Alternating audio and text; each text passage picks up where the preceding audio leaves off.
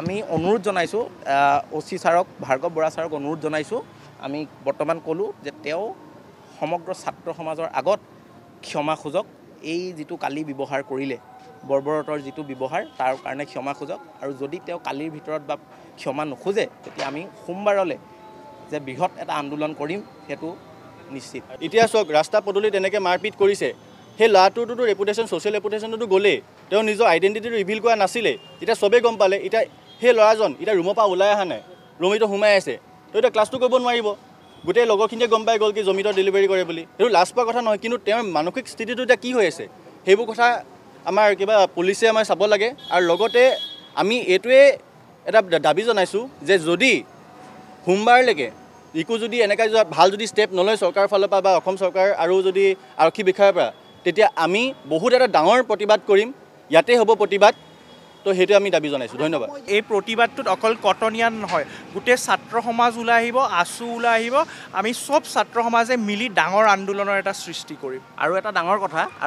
কথা আমি দেখিবলৈ পালোঁ আমি যেতিয়া ছাত্ৰসকল গোটেইসকল সোমাই গৈছিলোঁ 10-12জন ছাত্ৰ ভিতৰলৈ সোমাই গৈছিলোঁ তেতিয়া গেটত যিজন ছিকিউৰিটি আছে তেওঁক ভিতৰৰ পৰা কোৱা হৈছে যে আপুনি কিয় সোমাব দিলে গেটখন আপুনি মাৰি থ'ব পৰা নাই এইটো এটা কেনেকুৱা ব্যৱহাৰ আমি থানাত সহায় বিচাৰি নাযাম নেকি আমি থানাত কিবা এটা সলিউশ্যন বিচাৰি নাযাম নেকি তেওঁলোকে যে ভিতৰৰ পৰা কৈছে কিয় সোমাব দিয়া হ'ল আমিতো তেওঁলোকক মাৰিব যোৱা নাই আমিতো তেওঁলোকৰ লগত কাজিয়া কৰিব যোৱা নাই কিবা এটা সিদ্ধান্ত বিচাৰি গৈছোঁ এনেকৈ আৰক্ষীয়ে ব্যৱহাৰ কৰাটো কিন্তু আমি কোনো পধ্যে মানি নলওঁ ছাত্ৰ সমাজে কেতিয়াও মানি নলয় কিন্তু আমি বৰ্তমান ছাত্ৰ সমাজে অনুৰোধ জনালোঁ তেওঁলোকক যাতে কালি যিটো আমাৰ যিজন দাদাৰ ওপৰত আমাৰ কটনৰ MNDP হোষ্টেলৰ এজন বৰ্ডাৰ আছিল তেওঁৰ ওপৰত যিটো ব্যৱহাৰ কৰিলে কালি পুলিচ থানাৰ OC জনে এই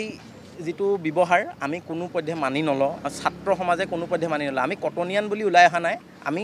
ছাত্ৰ এজনৰ ওপৰত হাত তোলা হিচাপে ছাত্ৰ সমাজ হিচাপে ওলাই আহিছোঁ আৰু তেওঁ যিটো মানে কৰ্মৰত জমেটো তেওঁ ডেলিভাৰী দিয়ে জাগাই গৈ এই যিটো তেওঁ কৰ্ম কৰি আছিলে তেওঁ এইটো কাৰো আগত ৰিভিল কৰা নাছিলে আমাৰ ছাত্ৰ বন্ধুসকলৰ আগত ৰিভিল কৰা নাছিলে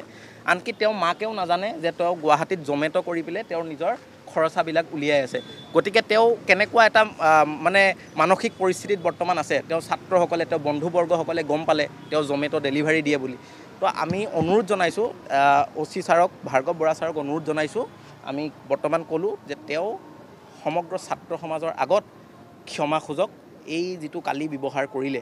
বৰ্বৰতৰ যিটো ব্যৱহাৰ তাৰ কাৰণে ক্ষমা খোজক আৰু যদি তেওঁ কালিৰ ভিতৰত বা ক্ষমা নোখোজে তেতিয়া আমি সোমবাৰলৈ